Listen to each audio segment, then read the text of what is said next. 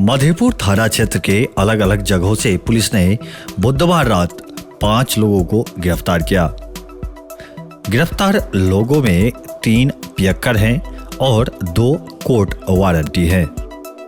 उक्त जानकारी प्रभारी थाना अध्यक्ष महादेव साहू ने देते हुए बताया कि थाना क्षेत्र के महिसाम गांव निवासी पुलकित राम, चिकरिया गांव निवासी लक्ष्मण बातर तथा प्रसाद गांव निवासी बिरजू महतो को शराब के नशे में उत्पात मचाते हुए गिरफ्तार किया गया है।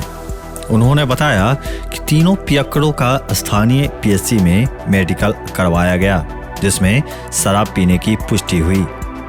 वहीं नवादा गांव निवासी रामसेवक महतो तथा देवनारायण महतो को गिरफ्तार किया गया। इन दोनों व्यक्तियों पर कोर्ट से वारंट निर्गत था। वारंटियों की गिरफ्तारी एएसआई फहीम खान द्वारा किया गया।